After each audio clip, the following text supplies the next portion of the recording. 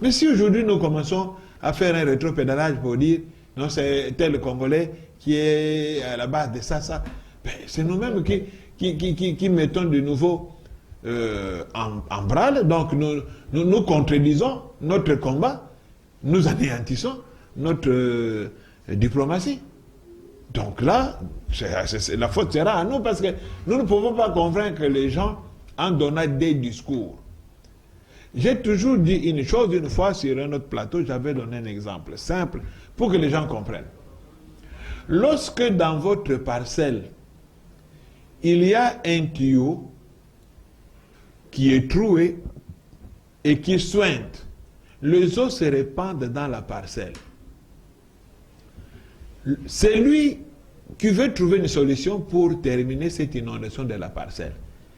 Va-t-il prendre un seau d'eau et commencer à récolter l'eau qui continue à suinter, ou cherchera-t-il le moyen de boucher les trous par où l'eau sort?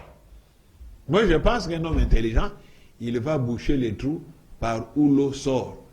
Parce que s'il bouche les trous, il n'y aura plus d'inondation dans la parcelle. Mais si vous continuez à ramasser l'eau dans la parcelle et vous laissez les trous là, il y aura toujours une inondation. C'est comme pour dire que le trou là, c'est le Rwanda. C'est l'origine de tous les malheurs à l'Est. Alors, ne cherchons pas à régler des petits problèmes, des petites choses.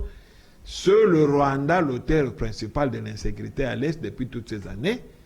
Et c'est avec ce Rwanda qu'il faut régler le problème. Maître Eleuther, regardez la caméra, adressez-vous au public votre mot de la fin. Bon, comme mot de la fin, par rapport à la situation du pays, je réitère cette demande que j'ai toujours faite de privilégier une solution douce, en ce sens que privilégions les concertations, privilégions le dialogue. Toutes les guerres qu'a connues le monde, même ce qu'on appelle les guerres de 100 ans, Première et Deuxième Guerre mondiale, les guerres qui se sont passées au Moyen-Orient tout récemment, en Extrême-Orient tout récemment, toutes ces guerres terminent toujours par des accords. Ça termine toujours sur une table de négociation.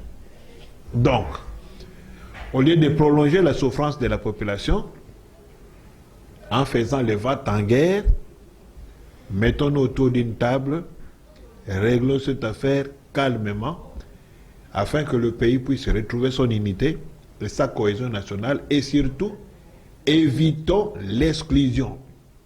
Évitons les langages de discrimination. Dans cet accord, j'ai vu, on a parlé de ça spécialement, les langages de discrimination. Or, je constate que certains ténors sont passés maîtres dans ces langages de discrimination. Or, ces langages-là créent des frustrations. Bon, comme nous venons de signer cet accord, maintenant je veux voir ceux qui vont encore tenir des langages de discrimination envers les autres Congolais. Je verrai qu'est-ce que la justice va faire d'eux. Merci beaucoup, Maître Eleuther. C'était pour nous un plaisir de vous recevoir. Et voilà, nous sommes arrivés à la fin de ce magazine. Nous avions reçu pour vous Maître Eleuther Kyunga, libre et penseur, analyste politique indépendant. L'émission était